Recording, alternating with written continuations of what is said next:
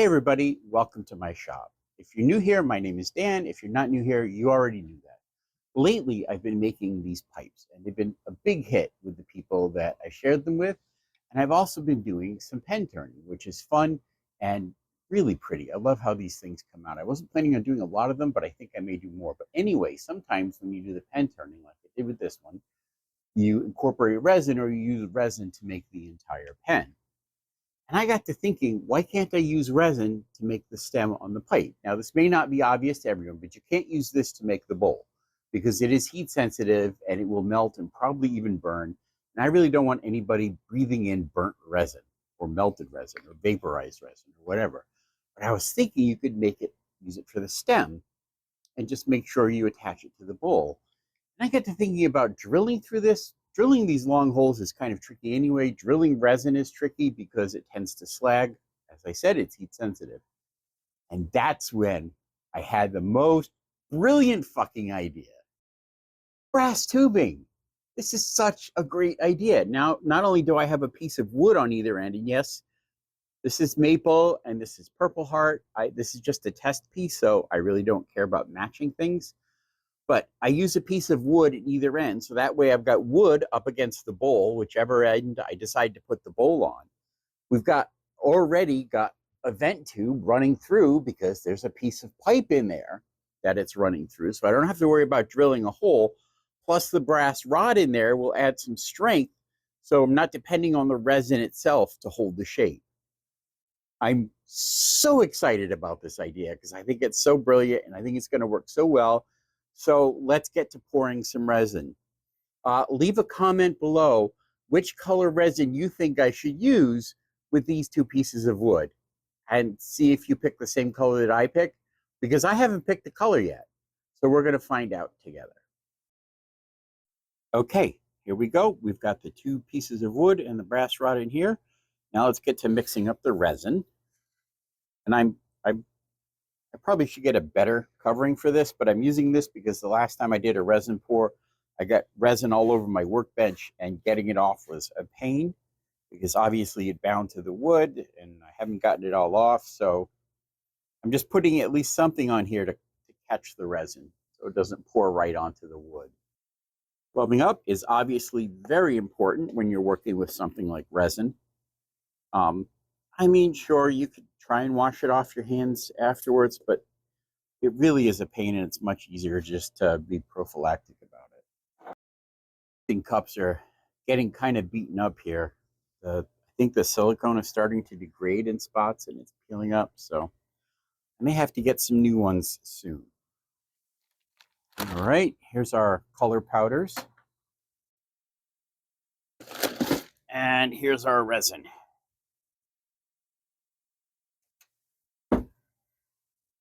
Now, I did this pour, as a matter of fact, the other day, and that was 2 full cups of this. So I know that empty the mold is just under 2 full cups. You can see it came just short of the lip of the mold. So I'm going to mix up the 2 full cups, which is 200 milliliters. I think these are 100 mils each. Oh yeah, you can see in there. There you go, 100 mils each. So we'll use 100 mils each of the epoxy and the hardener. And I did check the instructions on these. These are by volume, not by weight. 1-to-1 mix, like most of these are. At least the hobby ones are. Which, let's face it, I'm not paying for professional grade epoxy yet. We may get there.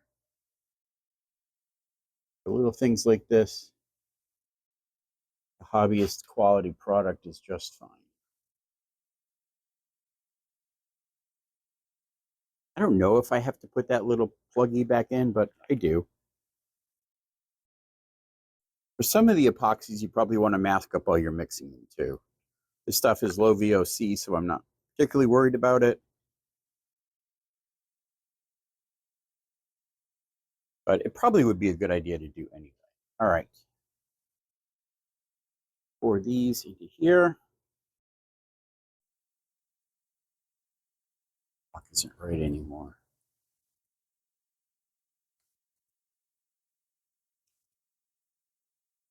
Computer, set a 5-minute timer, please. Good morning, Dan. 5 minutes, starting now.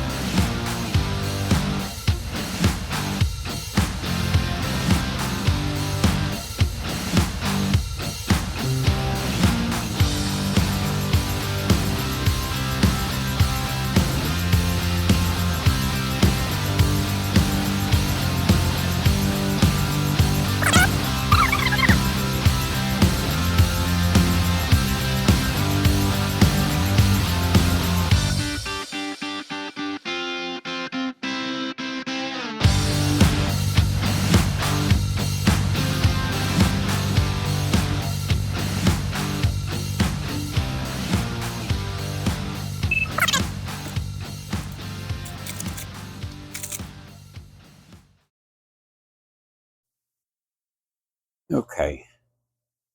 Now the question is, what color do we make this?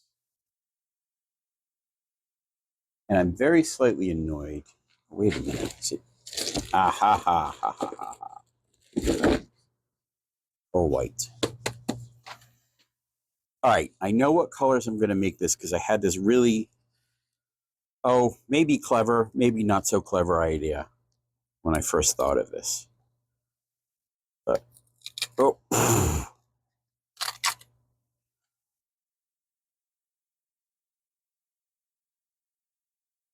some lovely pearl white here. I'm going to make a pearl white base. Not just going to make it white, but you'll see what I'll do, what I'm going to do in a moment.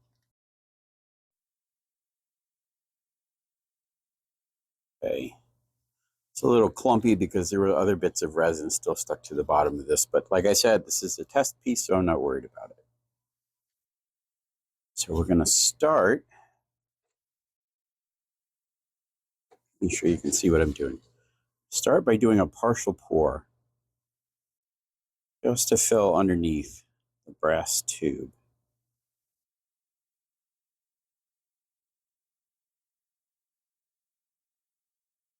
And then,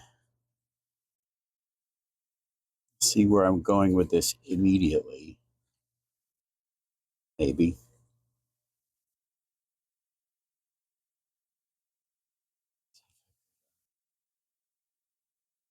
To match that. This back in here. I know this is like riveting television, right? Here we go. That's what I wanted.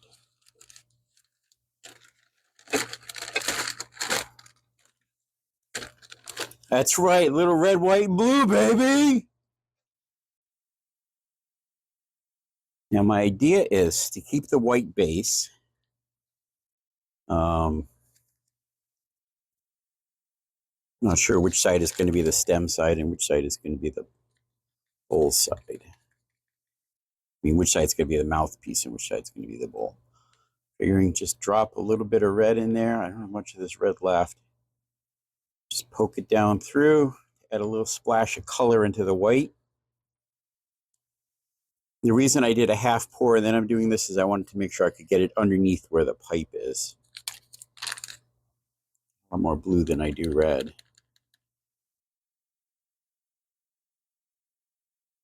But we just want to add some color swirls, really. I'm not looking to color the whole thing. Just add a little splash of color. All right. Now let's finish filling this.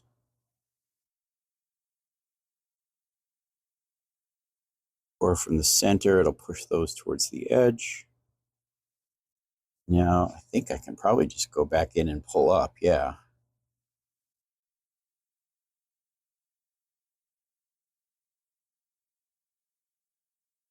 Know if there's enough red to do that. I would definitely want to add some more red on this side. I'm gonna have to get some more of this red powder at some point when I feel I need it.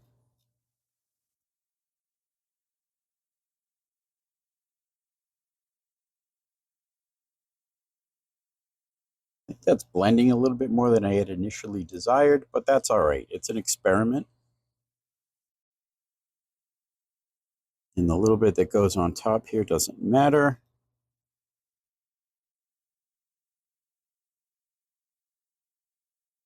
A couple of drops to make sure everything's settled.